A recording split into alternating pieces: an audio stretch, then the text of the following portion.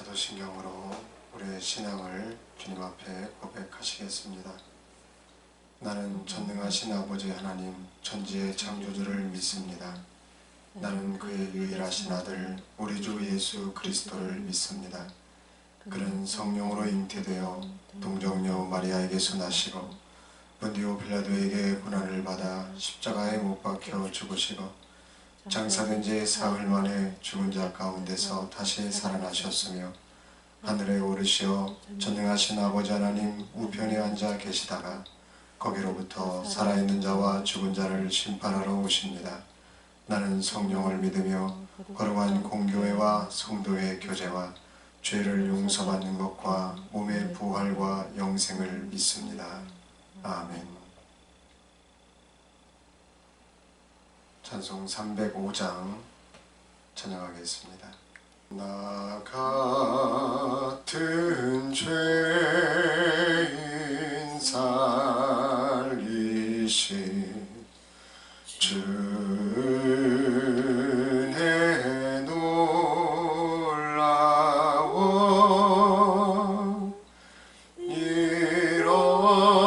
잃었던 생명 찾았고 광명을 얻었네. 큰 죄악에서 건지신 주 은혜 고마워. 나 처음 믿은 그 시간 귀하고 귀하다. 이제껏 내가 산 것도 주님의 은혜라.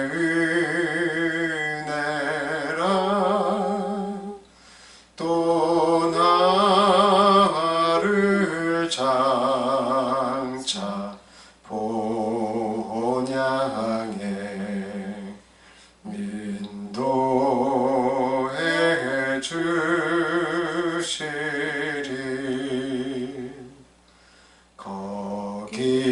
거기서 우리 영원히 주님의 은혜로 해처럼 밝게 살면서 주 찬양하리라.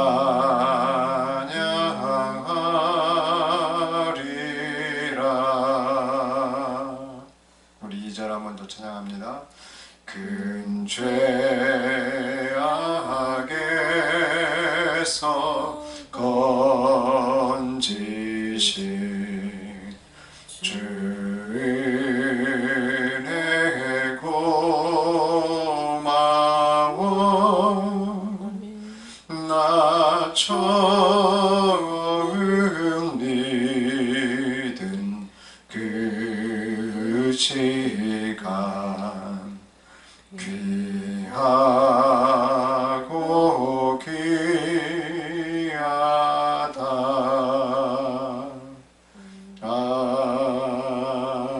아멘.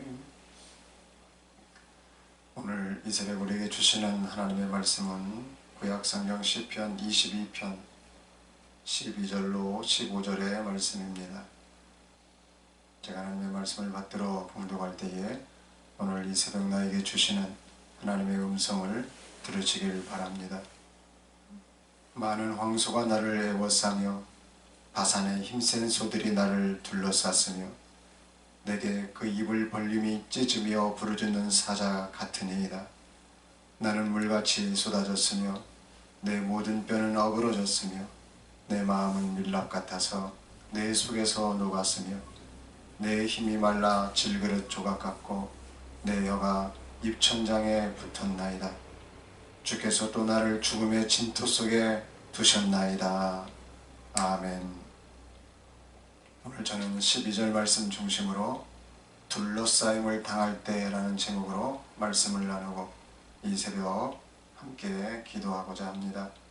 시편 22편은 야알렛 샤할에 맞춘 노래로서 다윗의 암사슴 같은 자기의 처지, 응답해주지 않으시는 하나님 앞에서 여전히 하나님의 존재하심을 믿고 나의 힘이시고 나의 구원이시고 나의 찬송이시고 내가 모태로부터 나올 때부터 나의 젖먹이 때부터 하나님은 나의 도움이 되셨다고, 아브라함과 이삭과 야곱의 하나님, 나는 주님을 믿고 있다고 이런 고백을 하면서 탄원한 내용을 살펴봤습니다.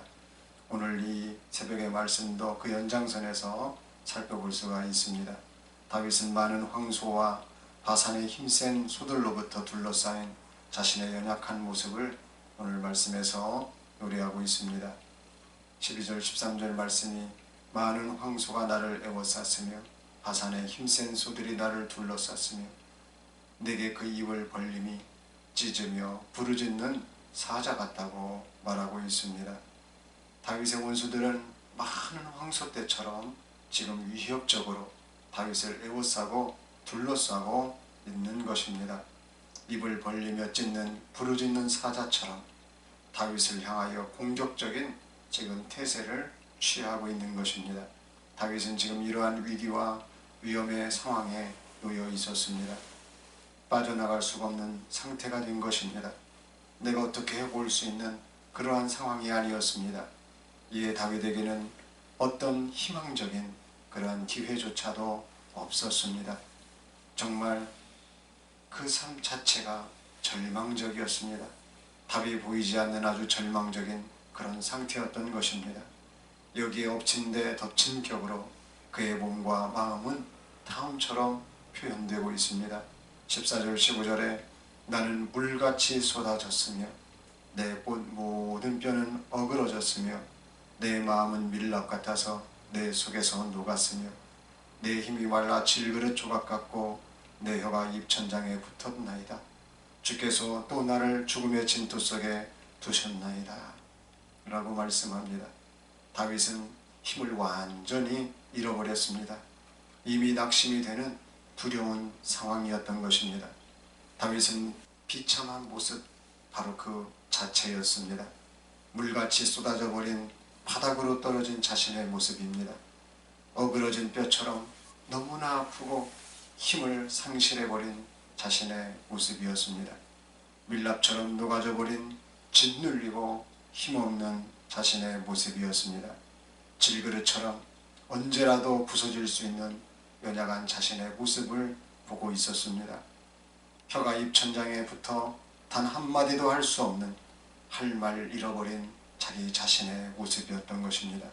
언제라도 죽음의 진토 속에 들어가도 전혀 이상할 것이 없는 암울한 현실 앞에 다윗은 그저 넋을 놓아야만 되었습니다. 다윗이 이처럼 둘러싸임을 당하여 나타나는 현상은 지금 출구가 전혀 보이지 않는 것입니다. 아주 안 좋은 위기와 그 위험한 상황을 지금 직면하고 있는 것입니다. 실제로 안 좋은 마음과 몸 상태까지 보여주고 있습니다. 마치 우리가 스트레스가 만병의 원인이라고 하듯이 다윗은 지금 스트레스가 아주 극심함을 알 수 있습니다. 이와 비슷한 이야기를 사실 성경에 보면 여러 인물들이 있지만 욥도 체험합니다. 욥기 19장 10절로 19절 말씀에 보면 사면으로 나를 허르시니 나는 죽었구나. 내 희망을 나무 뽑듯 뽑으시고 나를 향하여 진노하시고 원수같이 보시는구나. 그 군대가 일제히 나와서 길을 도두고 나를 치며 내 장막을 둘러 진을 쳤구나. 나의 형제들이 나를 멀리 떠나게 하시니 나를 아는 모든 사람이 내게 낯선 사람이 되었구나. 내 친척은 나를 버렸으며 가까운 친지들은 나를 잊었구나. 내 집에 머물러 사는 자의 내 여종들은 나를 낯선 사람으로 여기니 내가 그들 앞에서 타국 사람이 되었구나. 내가 내 종을 불러도 대답하지 아니하니 내 입으로 그에게 간청하여야 하겠구나. 내 아내도 내 숨결을 싫어하며 내 허리의 자식들도 나를 가련하게 여기는구나. 어린아이들까지도 나를 업신여기고 내가 일어나면 나를 조롱하는구나. 나의 가까운 친구들이 나를 미워하며 내가 사랑하는 사람들이 돌이켜 나의 원수가 되었구나. 욥은 다윗과 조금 다른 경우이기는 하지만 하나님으로부터, 하나님의 군대로부터 사면으로 둘러싸임을 당하는 테스트를 당하게 되었습니다. 그 결과 형제들이 멀리 떠나고 인간관계의 모든 지인들이 낯선 사람들이 되고야 말았습니다. 친척들에게 버림당하고요, 가까운 사촌들도 욥을 모른 척 하였습니다. 종과 여종들이 욥을 낯선 사람 취급을 하고 욥이 간청하여도 대답하지 않는 오만함을 보였습니다. 심지어 아내는 욥의 숨결조차도 싫어했고 허리의 자식들도 그를 가련하게 여겼습니다. 어린아이들도 욥을 업신여기고 조롱했고 가까운 친구들도 미워하며 사랑하던 사람들도 욥에게 원수가 되었습니다. 신약에 보면 사도 바울도 이러한 일을 겪습니다. 고린도 교회에 그가 편지를 보낼 때 두 번째 서신에서 이렇게 기록하고 있습니다. 고린도후서 1장 8절로 10절에 보면 형제들아 우리가 아시아에서 당한 환난을 너희가 모르기를 원하지 아니하노니 힘에 겹도록 심한 고난을 당하여 살 소망까지 끊어지고 우리는 우리 자신이 사형 선고받은 줄 알았으니 이는 우리로 자기를 의지하지 말고 오직 죽은 자를 다시 살리시는 하나님만 의지하게 하심이라. 그가 이같이 큰 사망에서 우리를 건지셨고 또 건지실 것이며 이후에도 건지시기를 그에게 바라노라. 사도 바울이 복음을 전하는 와중에 아시아에서 힘에 겹도록 심한 고난을 당하였음을 기록하고 있습니다. 그로 인해서 살 소망까지 끊어져서 사형 선고를 받은 자처럼 되었다라고 그 고통을 기록합니다. 사도 바울은 예수님을 전하고 십자가를 전하고 죽은 자의 부활을 전하고 하나님의 나라를 주로 전했습니다. 그러나 그러한 삶의 결과는 오히려 죽은 자처럼 심한 극심한 고통으로 나아갈 수밖에 없었습니다. 그러함에도 불구하고 바울은 죽은 자를 다시 살리시는 하나님, 우리를 구원하시는 예수님을 신뢰했습니다. 큰 사망에서 건지시는 주님, 또 건지시는 주님, 이후에도 다시 건져주시는 그 주님을 노래하고 그 주님의 구원을 신뢰하였던 것입니다. 바로 이러한 일들이 우리가 둘러싸임을 당할 때 믿음의 사람들, 복음의 사람들에게 일어나는 일들인 것입니다.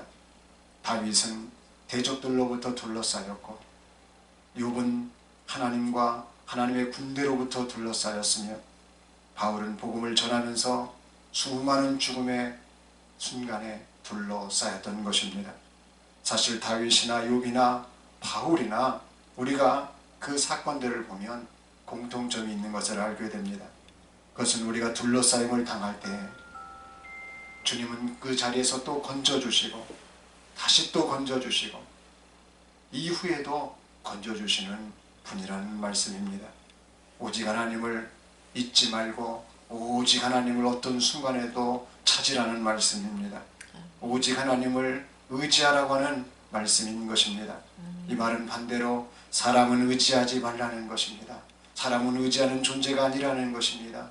사람은 나의 어려움의 그 시기 가운데 어떻게 할 수 없다는 것입니다. 그래서 이사야 선지자를 통하여 예수 그리스도께서는 다음처럼 말씀하십니다. 이사야서 2장 22절에 너희는 인생을 의지하지 말라. 그의 호흡은 코에 있나니 새말 가치가 어디 있느냐. 무슨 말씀입니까? 어려우냐? 힘드냐? 답이 없느냐? 우겨싸임을 당했느냐? 죽겠느냐? 그러나 이때가 바로 하나님을 더욱 의지할 때라는 이야기입니다. 아멘. 급박한 위기와 위험, 모든 인간관계가 틀어지는 그러한 상황 속에서 어차피 답이 없다면 우리 인생의 해결사가 되시는 하나님을 오히려 더욱 의지하는 기회요, 믿음의 사람, 복음의 사람으로서 다시 한번 설 수 있는 주님이 주신 거듭남의 기회인 것입니다. 기도하시겠습니다. 원수와 대적들로부터 우겨싸임을 당하게 하시고 때로는 친히 우겨싸셔서 믿음을 연단하시는 하나님, 다윗은 죽음의 상태에 있는 자신의 모습을 오히려 시편으로 노래하고 있고, 욥은 인간관계의 모든 것이 파괴되는 것을 보여주며 주님 앞에 탄원을 드리고 있고, 바울도 복음을 전하면서 살 소망까지 끊어졌지만 오히려 구원하시는 역사를 신뢰하듯 오늘 우리의 삶에 위기와 위험이 긴박하게 닥쳤다 할지라도, 오늘 우리의 삶에 모든 인간관계가 다 틀어지고 끝났다 하더라도, 오늘 우리가 전하는 복음의 삶에서 살 소망까지 끊어짐을 당하는 그 아픔과 어려움을 겪더라도 사람을 신뢰하지 않게 하시고 나 자신을 신뢰하지 않게 하시고 오직 구원하시는 하나님, 우리를 죄와 사망으로부터 구원하시는 주 예수님만을 신뢰하게 하여 주시옵소서. 오직 주님을 의지하고 주님께 의뢰함으로 원수와 사망의 세력들의 우겨싸임으로부터 벗어나게 하여 주시고 주님의 테스트에도 잘 통과할 수 있도록 성령으로 축복하여 주시옵소서. 우리를 큰 사망에서 건지시고 또 건지시며 이후에도 다시 건지시는 우리의 구원이 되시는 예수 그리스도 이름으로 기도드리옵나이다. 아멘.